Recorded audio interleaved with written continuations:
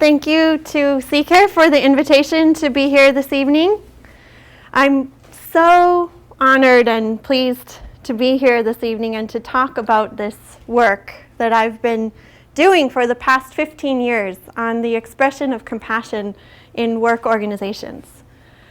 I got started on this journey to understand compassion and work after I finished my studies at Stanford as an undergraduate and was working in a variety of capacities in Silicon Valley organizations, and watching as people were working on problems that no one really knew whether or not they could be solved, and working in startup environments where they would dedicate the vast majority of their lives to being in the workplace, sleeping, eating, social interactions, everything you can imagine was happening right there at work.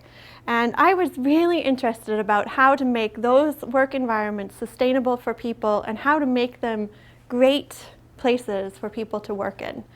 And I got so curious about that question that I decided it was worth diving into a PhD to try to understand what other scholars who came before me knew about it. And I ended up being very fascinated by the way that we come to express fundamental human values like compassion and courage in contemporary work organizations that are saturated with technology and fast-paced responsiveness and high-level demands, and where we emphasize technological excellence, and sometimes we do that at the expense of the human side of organizations. So my hopes for you today are to share a program of research at a relatively high level over several different papers that we have published over the past 15 years to give you a very broad sense of the research trajectory of the CompassionLab. And given that the CCARE audience is often quite immersed in the understanding of compassion from a neuroscientific point of view and from a psychological point of view, I'm going to give particular emphasis to the power of the organizational context, the power of the social world within which our psychology unfolds to shape whether or not we express compassion for others, and how that compassion gets shaped by collective entities that we're a part of. So this is the space that I think the CompassionLab offers to CCARE research that is a bit different than some of the other research that you may be used to hearing at the individual level of analysis.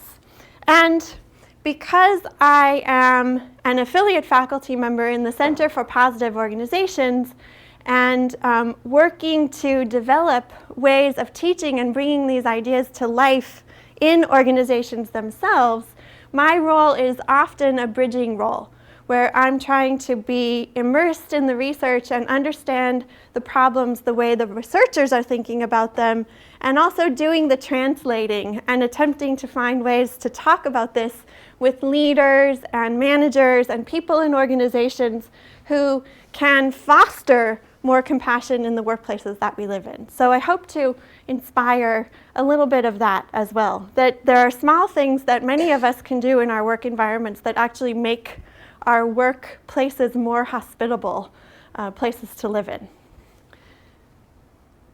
So what's the Compassion Lab? We're a research collaborative. We have members all over the world, and we work together on one primary question, which is, how does compassion unfold in work organizations? So our primary focus has been work organizations over all the research that we have done. We've followed Dr. Keltner and his lab to look at compassion as evolved, innate, and other regarding. And we have defined compassion in keeping with many of the scholars you've heard at CCARE as other regarding empathic response to suffering. So literally come with passio suffering, the heart's response to suffering, and an embodied response to the state of the other.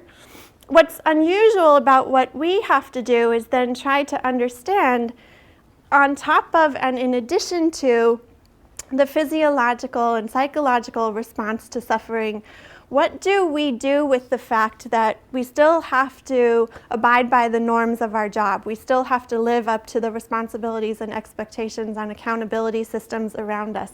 We still have to follow the unwritten display rules and norms of the work organization we're embedded in and get along with the other people that we have to cooperate with in order to do high quality work.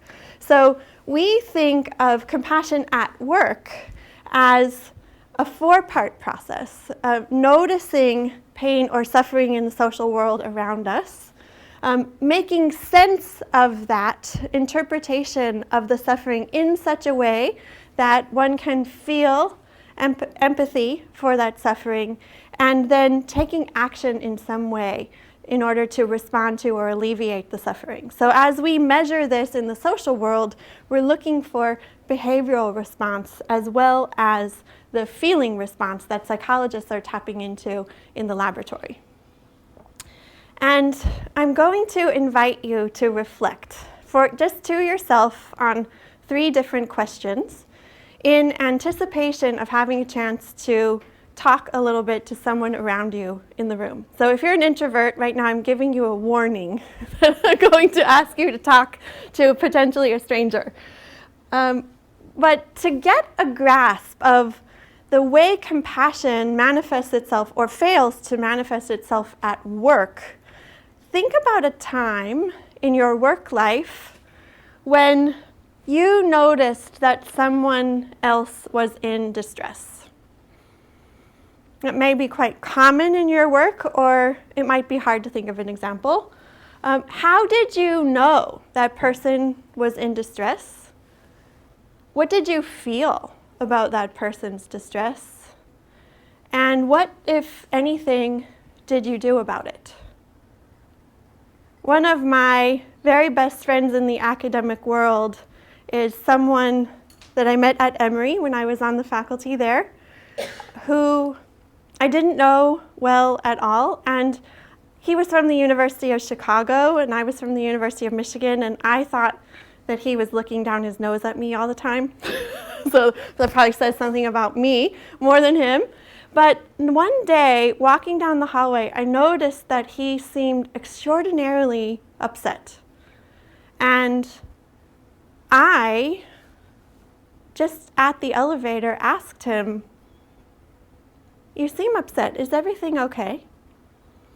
And I completely took him by surprise, because I think he thought he was putting on more of a face of the suffering than he was, and I saw that he was in distress. And no one else in the whole school had asked him about it or asked him how he was. So he had no idea what to make of my question. But that entree into a relationship actually completely transformed our relationship and fostered a friendship between us. Think of a time when someone at work noticed that you were in distress. Maybe like my story of my friend, you didn't really even think they would notice, or you weren't expecting anyone to notice. How did you pick up on the fact that they were noticing you? What did they do that tipped you off? I wasn't very subtle in my question. But sometimes people can be very subtle in making gestures when they think that you're in distress. And they may not understand what's happening, so they may be trying to figure it out. And then finally, think of a time when perhaps you were not even involved, but you had a chance to see someone else in a work context receive compassion or give compassion. This is what we call in research the witnessing role. And it can be very powerful for people to simply observe things happen in the social world around them, even if they aren't directly participating. Thank you.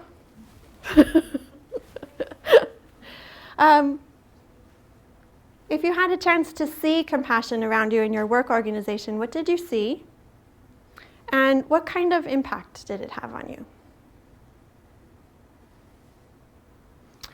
now that you've had a minute to immerse yourself silently in stories of compassion, I'd like you to take 6 minutes, 3 minutes each together with a person sitting next to you and share one of the stories. It can be a story of witnessing or a story of an experience, and it can be when you saw compassion happen, or maybe it's a time when you really needed compassion and it didn't happen, or someone else needed it and it didn't happen. Okay. Ready? 6 minutes.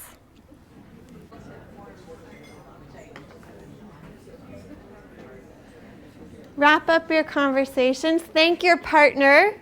I hope you had a chance to hear compelling story.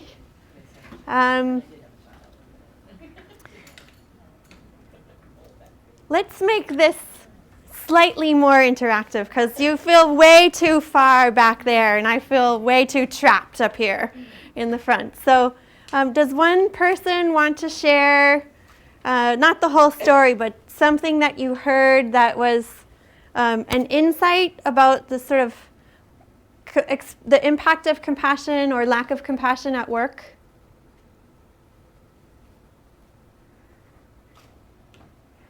Yes. Just that it can really help a person move forward if you really acknowledge that other person and the situation that they're in. Yes.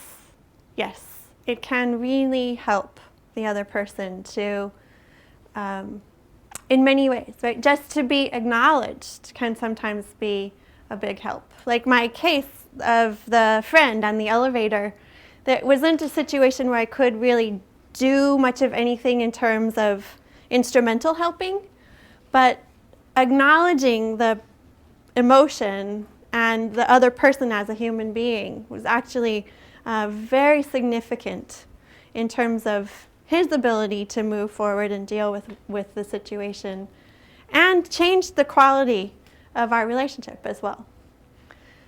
So if other things come to mind as we go, please feel free to be active. Yes?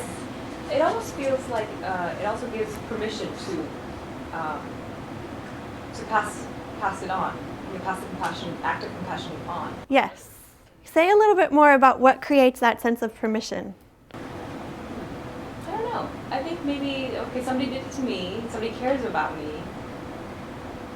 It depends on the culture, too. Yes. Yes, it does depend on the culture, but that's right. There's a modeling aspect. So in some ways, experiencing compassion in our work, in a professional context where maybe we didn't expect it, opens up the professional terrain a little bit, so we see new ways of being in the space. And also, I think there's a sense in which when we come to understand the impact of a small move of compassion ourselves, we become much more attentive to how helpful and impactful that can be for others.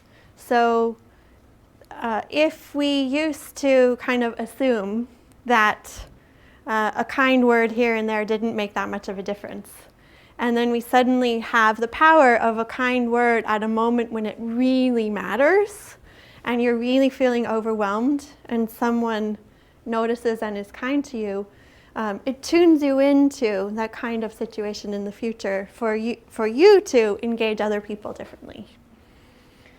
So this method where we ask people to think of instances over the course of their career and recollect the instance and describe it is one of the early methods that we used when we were just starting to try to understand what is compassion in the workplace, what forms would it take. If we asked, the first study we ever did, we really said, if we ask people this question about compassion in their work, will they even know what we're talking about?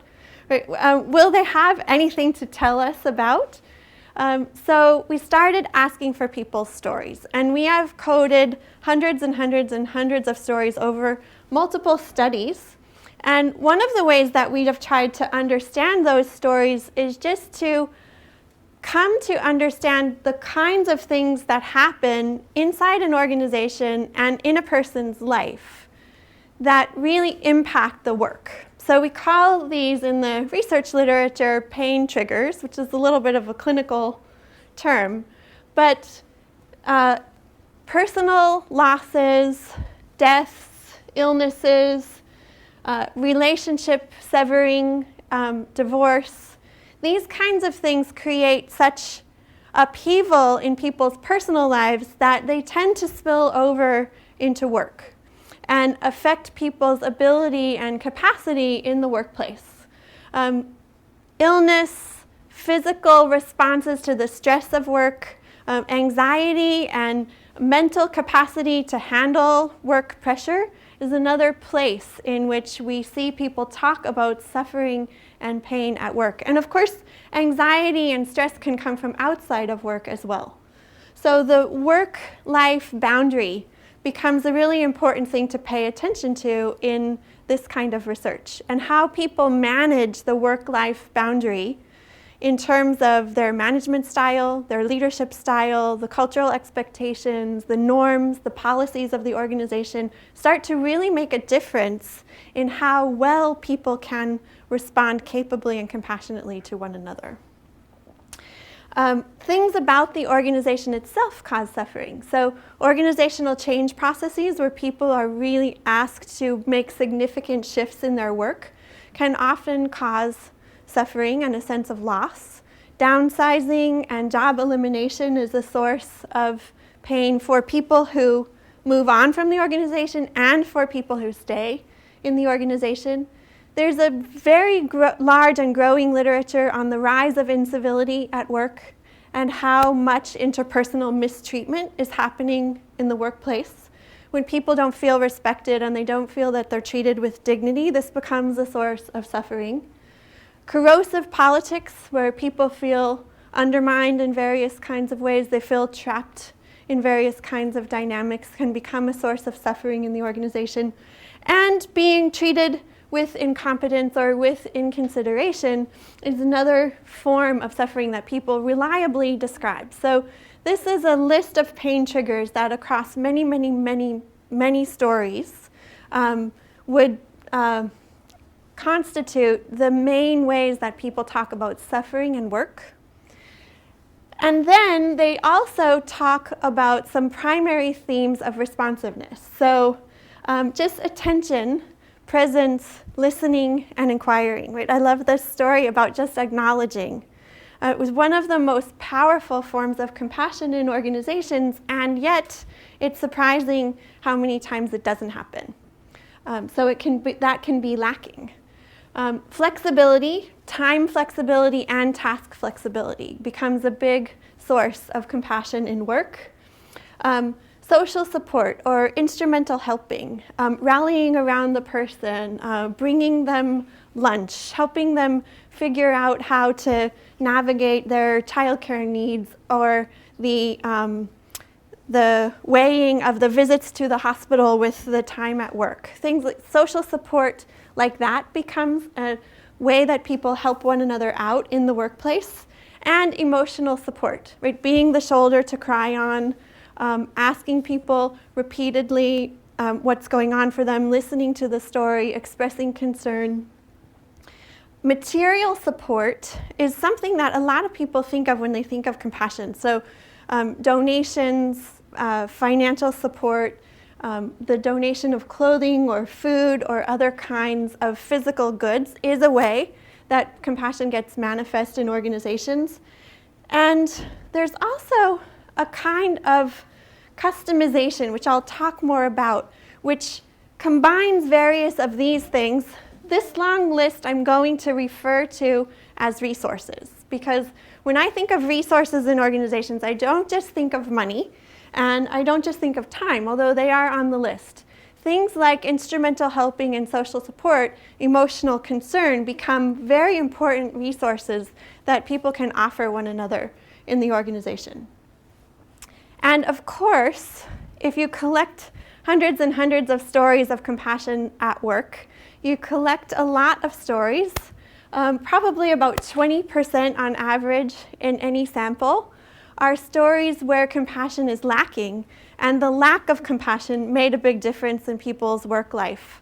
So I thought that since we were in the medical center tonight, I would choose a couple of lack of compassion stories from the healthcare context, although I could have pulled them from any number of work contexts.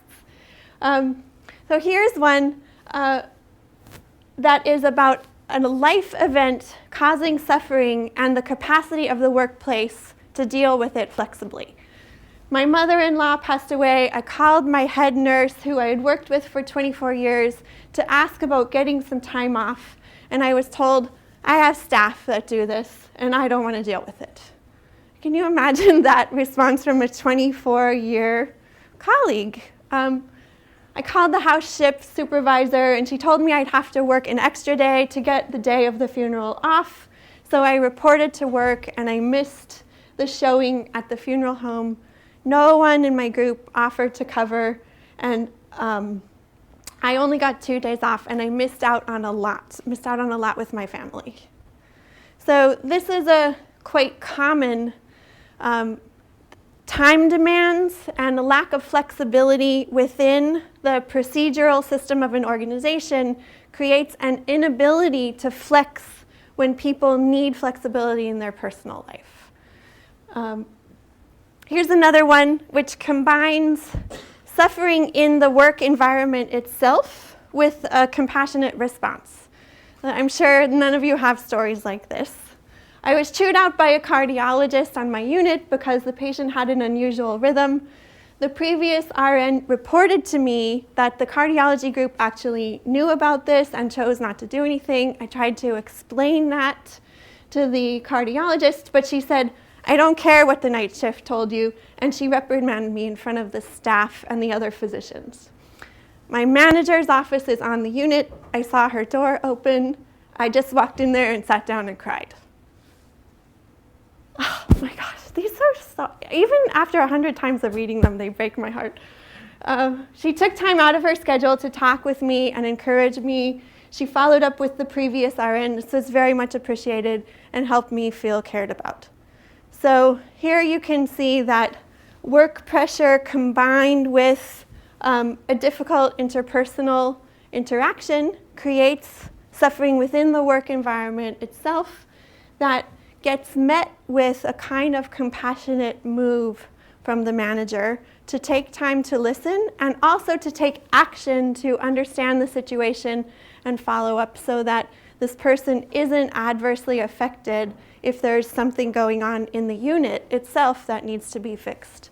And reading deeper into this story, you can start to see that managers like this one who pay attention to suffering in the work context can actually see from the suffering in the work context important cues that indicate that small changes in their work environment could actually support people better, or that there are small cues that errors are being made that don't need to be made. So what this nurse manager is doing in the terms of somebody like Amy Edmondson is creating more psychological safety within her unit so that when medical errors are made or when difficulties do come up, she's more likely to know about them. And by virtue of being more likely to know about them, she's more able to intervene. So the psychological safety literature and the compassion literature come together in the healthcare context to show that increased psychological safety as a result of the expression of compassion decreases errors and makes healthcare work environments safer places for patients especially, but also for the people doing the work. So now I'm going to ask you to go back to your partner where you shared the story, and I'm going to give you a tiny little qualitative coding task so you can get a sense of what we do as we categorize these stories and break them down in various ways. So just put your story into a quadrant here. Was it a story where compassion was present or absent? That will put you in the top 2 quadrants or the bottom 2 quadrants. And if it was a story where compassion was absent, like our nurse who wanted time off to go to the funeral, what difference did it make to witness that lack of compassionate action? as a witness, or if you were a participant, what difference did it make to know that there was somebody in need and to not be able to respond for whatever reason that nothing was happening? Okay, got the instructions? Take your story with you have 2 stories with your partner, put your stories into the correct quadrant, and then answer the question. It's an impact question, right? Like, what difference does it make to see compassion or not see compassion? And I'll give you 3 minutes of coding time. Okay, wrap up your conversation, please. I got to hear Kelly's coding, and she was using words like inspired, energized, trusting. Any other words you want to share about impacts, what kind of difference it made for, let's do compassion present stories. Yes, depending on the issue and the context and how unexpected it is to have someone notice, it can be difficult to receive compassion. And if it's an issue about which you aren't quite ready to handle in your life, it can be a spur toward growth in a way that you may not be expecting. So we were talking about growth and experimentation as one outcome of compassion, and not always the easiest thing to do. So there's an intersection of compassion and courage. And sometimes it's courage from the giver's side to step into the suffering of the other. But sometimes it's on the receiving side to be open or to be authentic enough to allow for compassion to shape your world. Thank you. Adversity can certainly be a catalyst for change. And if you experience a situation where you expected to receive compassion and you didn't, the surprise of that can force you to take stock of things. So that's actually a perfect segue into one of the things we look at through these stories, which is the meaning-making process. And experiencing compassion or not experiencing compassion very much shapes the meaning that we make of ourself in our work. And our research points out 3 ways that meaning-making gets shaped by the experience of compassion at work. So the first thing is that when we're in work environments, we're always trying to sort out this question, often without consciously reflecting on it. Who am I here? Right? Who am I in this workplace? And when people are treated with compassion, the kinds of selves that they tell us that they can be are more capable, right? Capable of taking on more things or trying new things. They also can be the kinds of selves who are better able to carry on with their life and integrate it with their work, or they're better able to carry the burden that they were talking about in the story. And often people talk about becoming more authentic in the workplace or feeling more whole. They feel more treated holistically for more of who they are at work. So the meaning of relationships change at the same time. When people experience compassion from others in their workplace, they start to begin to relax into, I work with people who can be trusted. Right? And that's when I was talking about how this links to a sense of psychological safety that ends up opening up collaboration within the work environment. We change the way we think about the quality of the interpersonal space between us. And as we make meaning of being treated with compassion in our work, the other very interesting thing that we've reliably found is that people ascribe to the broader organization the quality of compassion. So even if it was just that I could pop into my manager's office and my manager was really understanding, I will tend to say, this is a compassionate place to work, and I will tend to like being a member or find it desirable to be a member of the organization. So I change the meaning making of the whole system, basically, when I get treated with compassion. And these kinds of meaning making hold up, again, over lots and lots and lots of stories as reliable patterns of how the meaning of work changes for people.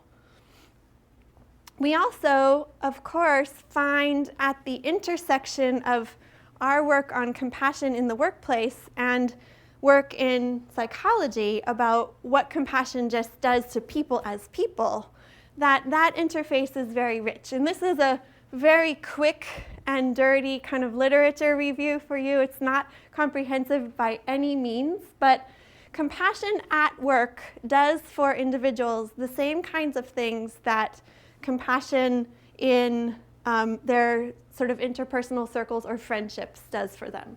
So it changes their physiological responses to stress. It makes them more resilient. It helps us see ourselves as more positive and more efficacious in the world. We become healthier. We become happier in whatever way that researchers measure that.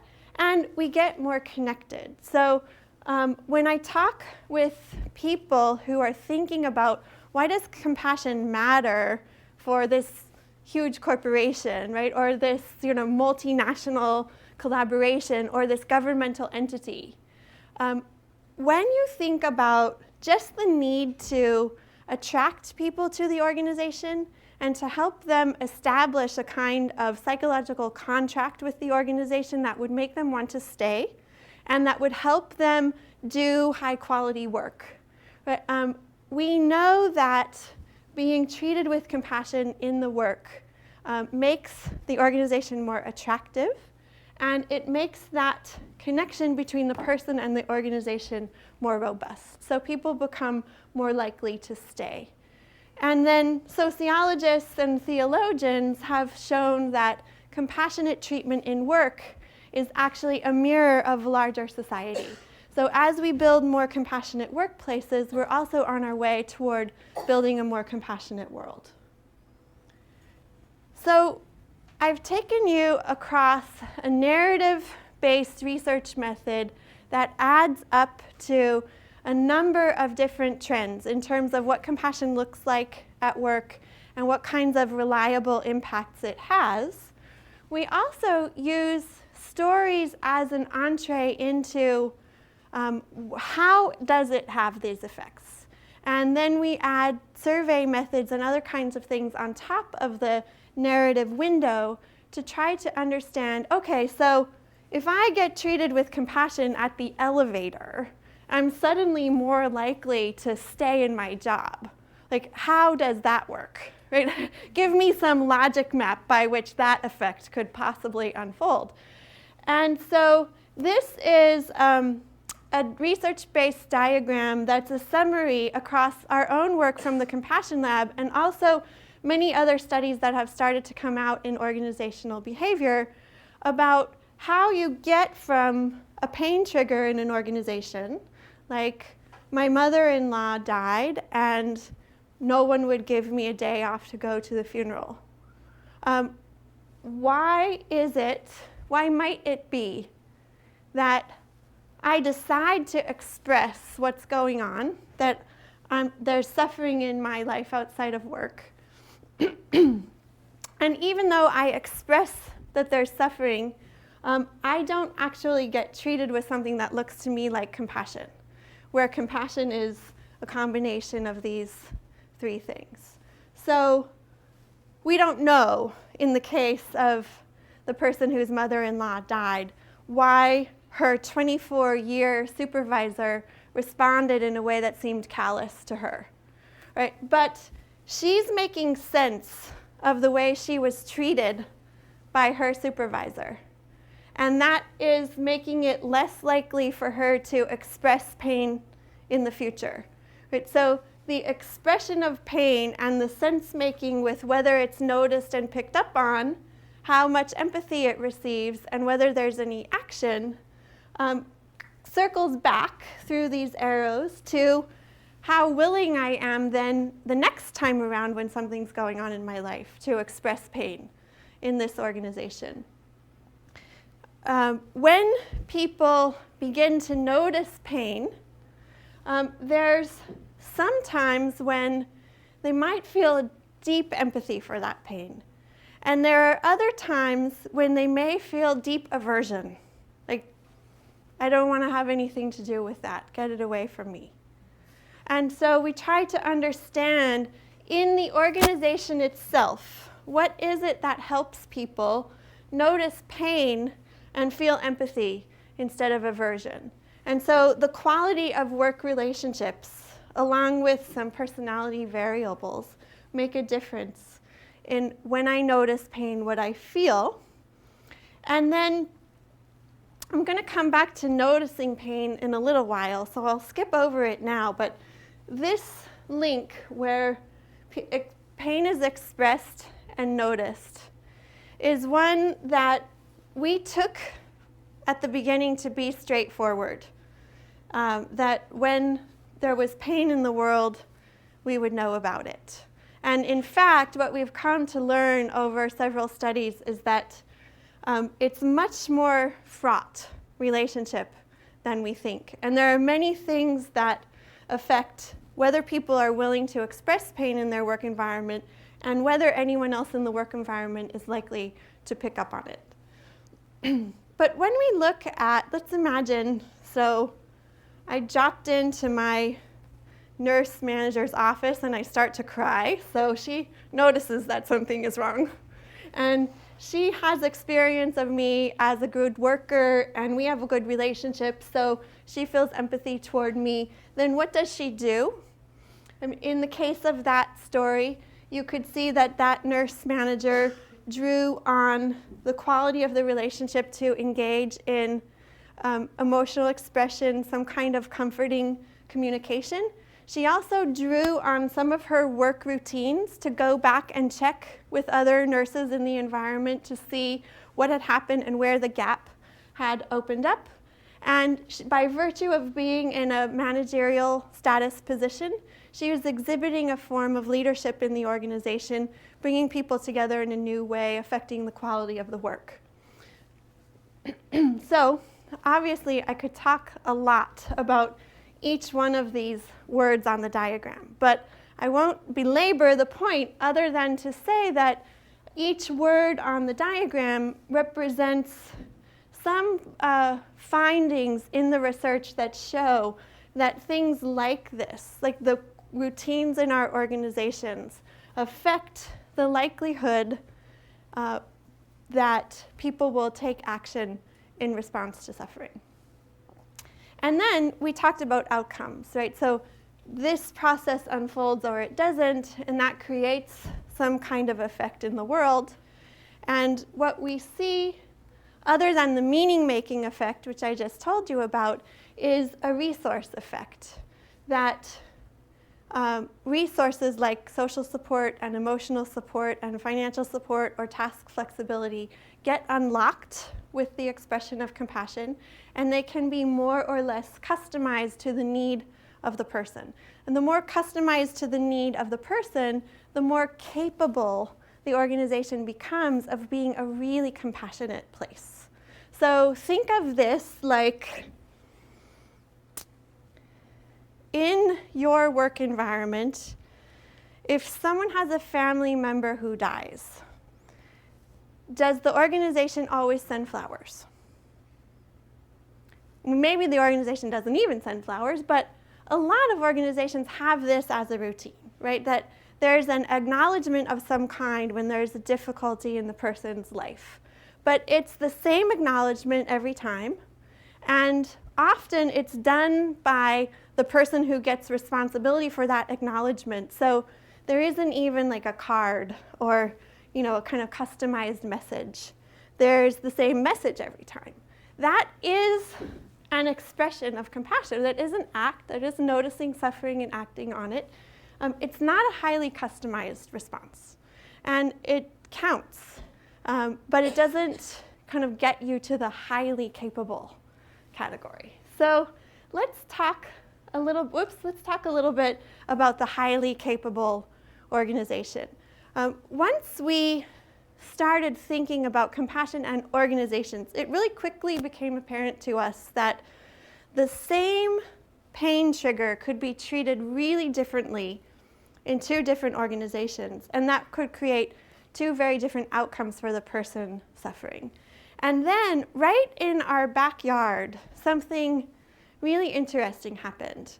The School of Business at the University of Michigan had some MBA students who lived in an apartment complex off campus, and the apartment complex caught fire in the middle of a February night and burned to the ground.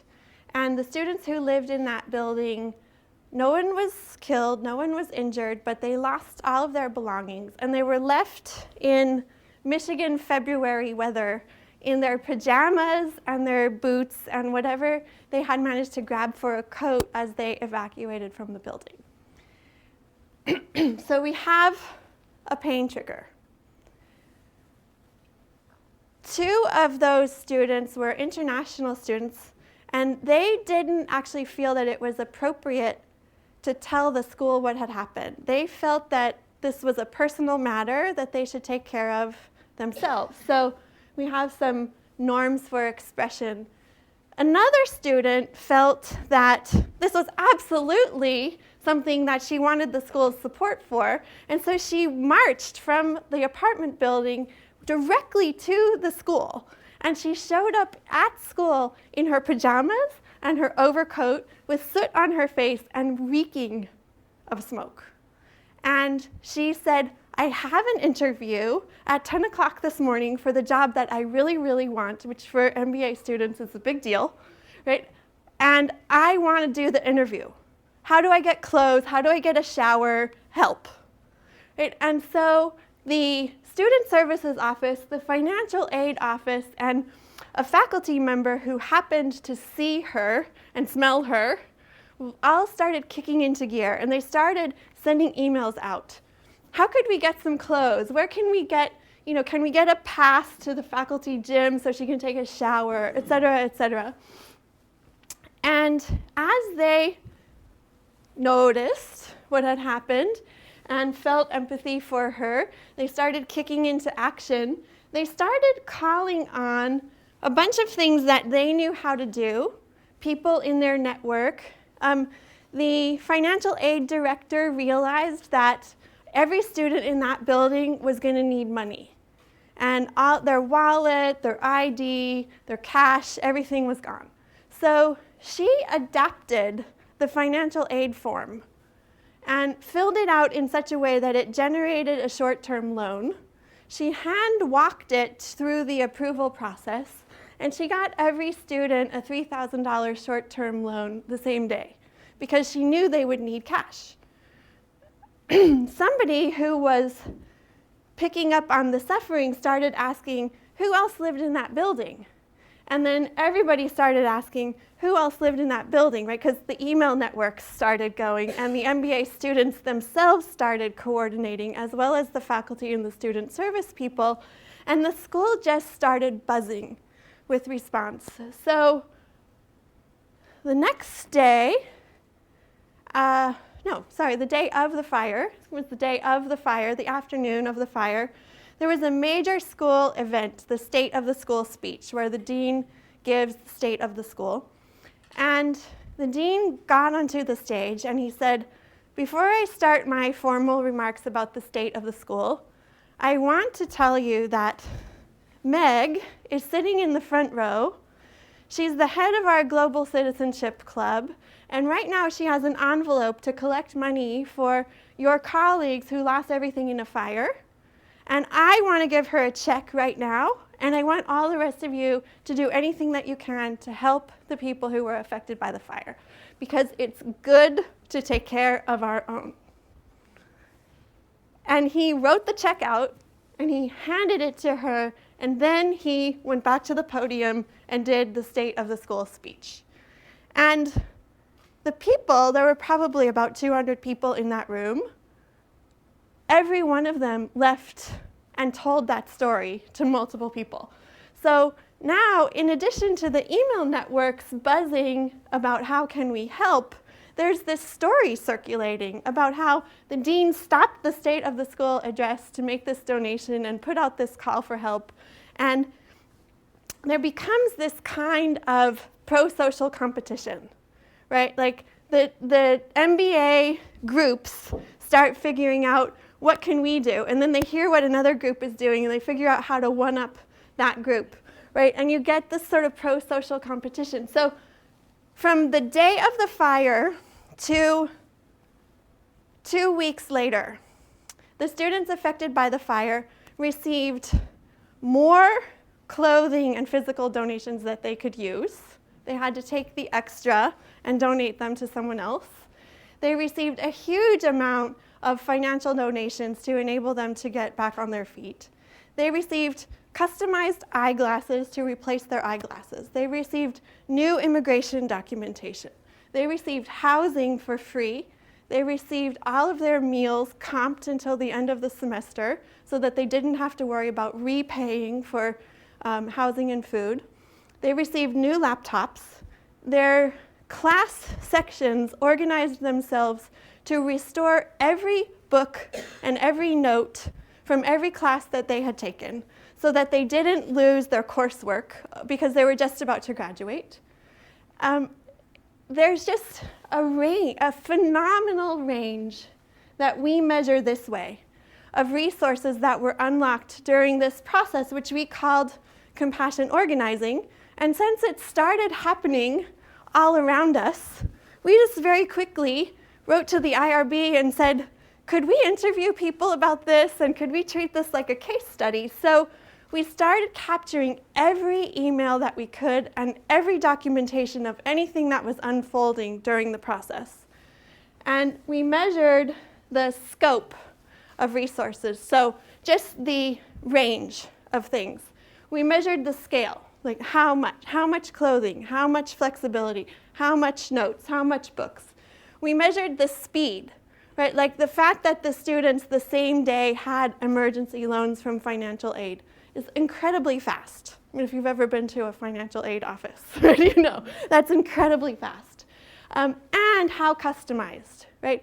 It was their prescription eyeglasses. It was their curriculum, every class they had taken, restored.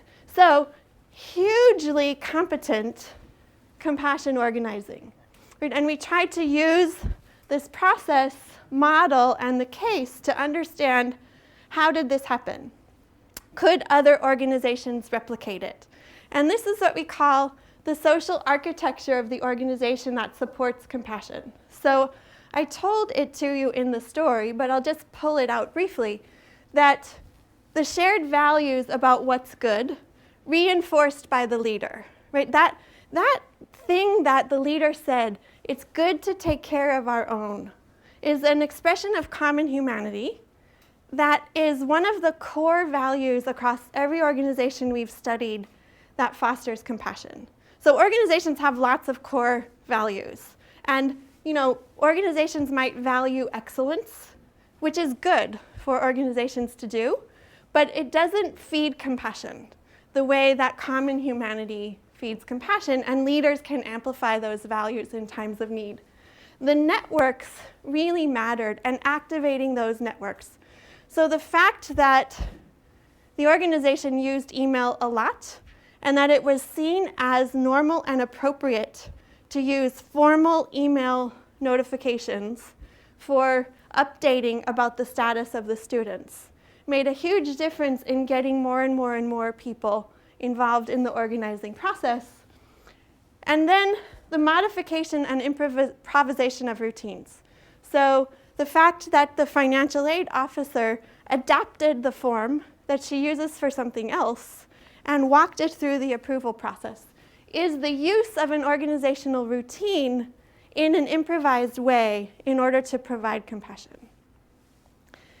It just so happened, lucky researcher that I am, that I was in another business school context in a comparably research-oriented university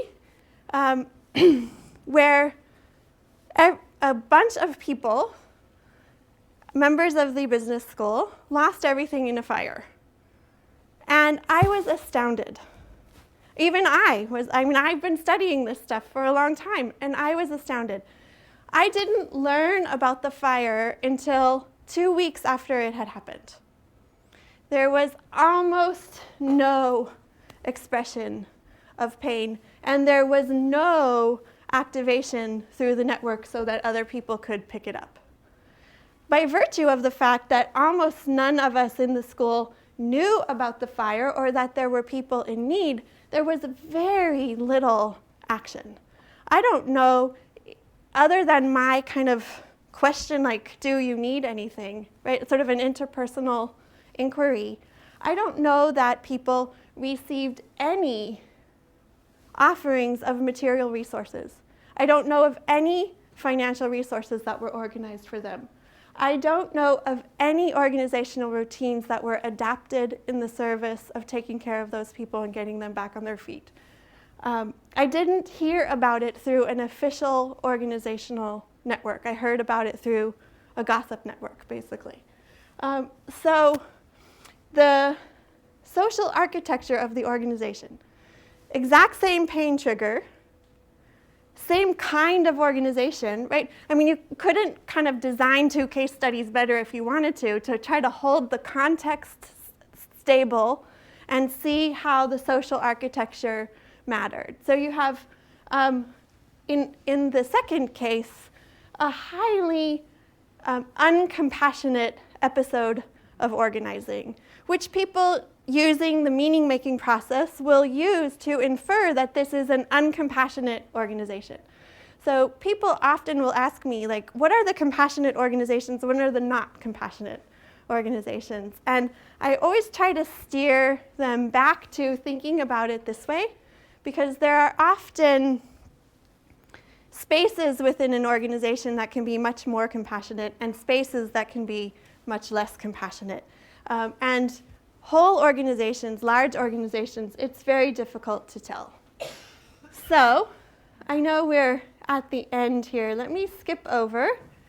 The next thing that we did as a group of researchers, after investigating the context and understanding the process deeply, is that we wanted to say the fire is a one-off episode. Are there organizations where that kind of compassion organizing happens repeatedly and reliably over and over again, which would be what organizational scholars think of as a capacity or a capability for compassion? So we did a number of studies. The one that is my favorite is depicted here, where we went into one organization that had a reputation for being a highly compassionate unit within a bigger organization. And we did an immersive study where we tried to understand, were they actually capable of doing compassion over and over again? Which it turned out that they were, and we were able to get all kinds of evidence of that. And then if so, what made it repeatable? What made it reliably happen over and over again? And this is where we come back to that importance of routines and practices. And some of them are informal practices like playing. They were a very, very playful group.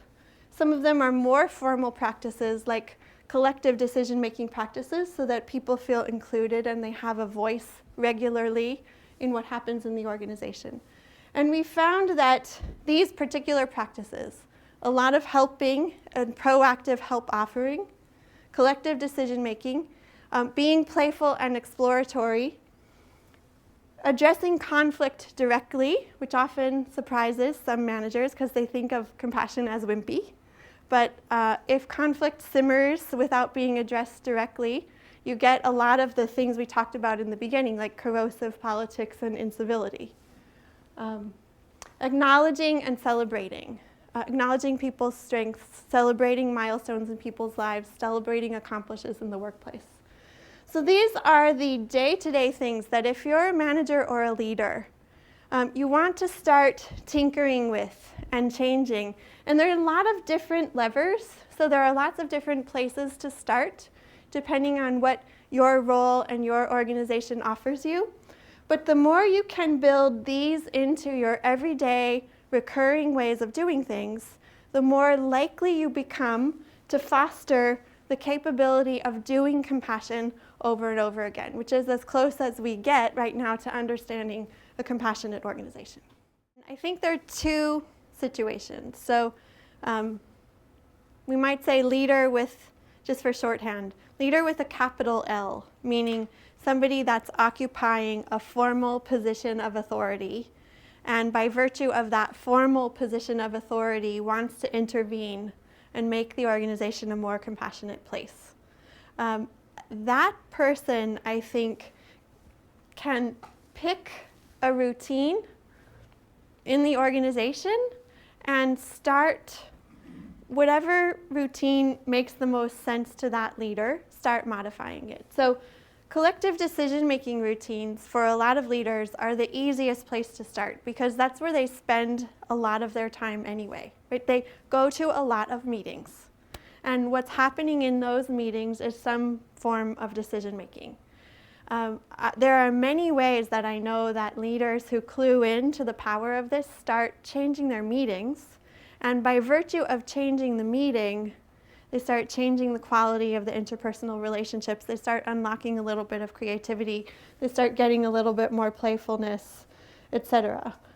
So one story I was just reading today was a mindfulness-based story where a leader who experienced a heart attack after kind of being in this very toxic, fast-paced work environment where no one was getting breaks, came back from the heart attack newly infused with some meditative tools and said, every meeting will begin with 5 minutes of meditative silence. And he didn't start changing anything else then. He just started 5 minutes of meditation at the beginning of the meeting if he was running it. What that did is that it drew out skeptics. So some people thought, there's no way we'll sit there for 5 minutes and we'll do this for a couple of weeks and then it'll go away. So he got to understand the social landscape and who were the skeptics, and then he kept at it. Right? So he built it into a mindfulness routine that people came to expect, and then he drew out the supporters. And the people who really appreciated the 5 minutes started telling him how much they appreciated it. People started approaching the decisions made in the meeting from a more thoughtful perspective. They knew that they could count on that 5 minutes to gather themselves together. So they were actually doing higher quality thinking together. And that simple 5-minute change started unlocking other things. So I encourage leaders like that to think of the small move that's easy for them, right? And just start with the small move that's easy, because we know that the system is interconnected and that the small move consistently done will start shifting, and that will show you where other things are ready to shift. Right? So in this particular case, as the meetings got better, people got more creative, there started to be more positive emotion in the organization. That encouraged more playfulness and exploration. So that's how you could relate compassion to innovation.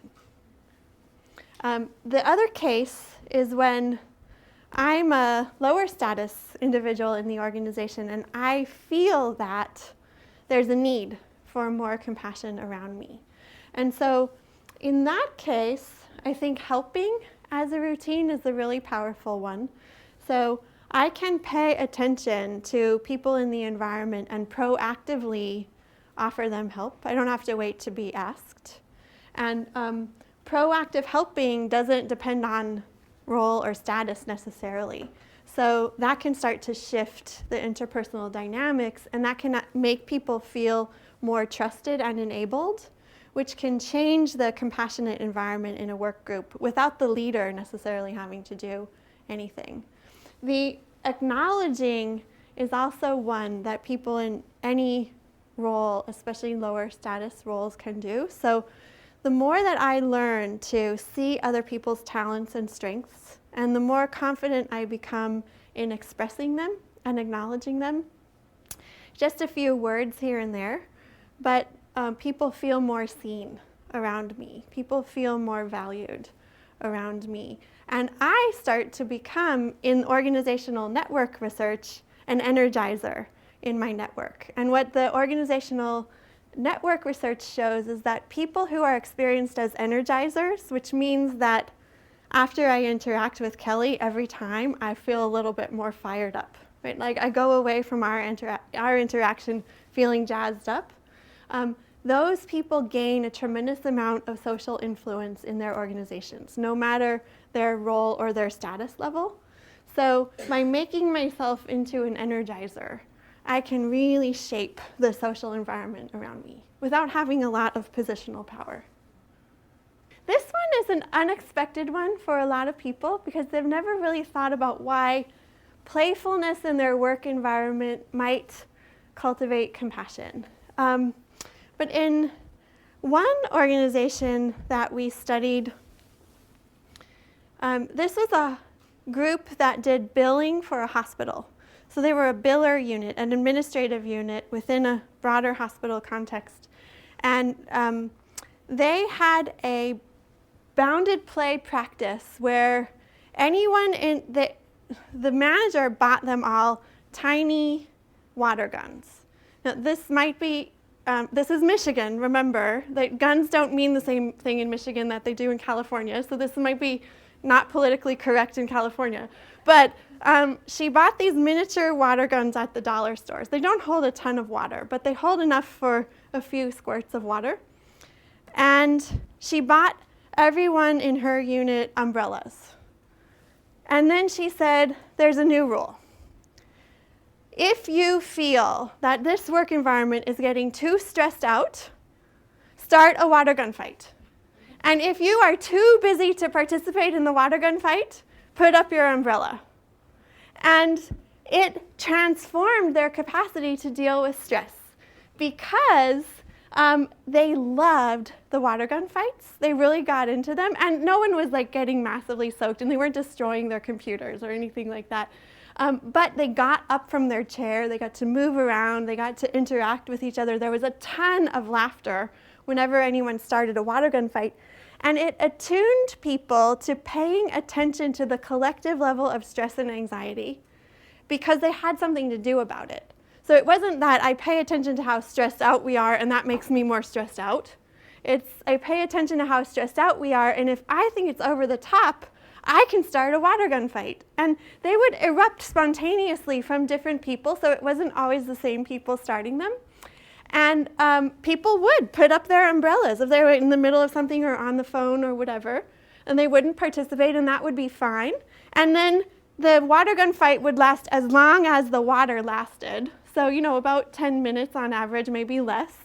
And then everyone would be like, oh, that was so great. I feel so refreshed. And they would go and they would sit down at their work and they would start like coding. And so they never lost the focus that they're at work, right? That's why you call it bounded play. And they were doing it explicitly for a work-related purpose, which is like if we all get too stressed out, we aren't that productive. We see our productivity, like they have a strong measure of productivity because it's days to collect $1. And they could see on stressed out days that their capacity to collect goes down. So they had a measure that enabled them to say, we actually manage our collective stress and we do better work. And they become very playful about it. I just read the piece that Emma shared about the kindness gene.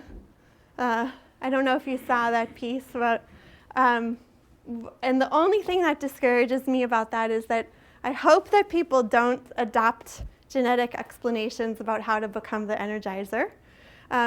If it comes naturally to you to be an energizer, then you just have to give it a tiny bit more effort than you already are. And you would probably value relationships. People would come to you when they kind of have a problem or they want to bounce an idea off or whatever.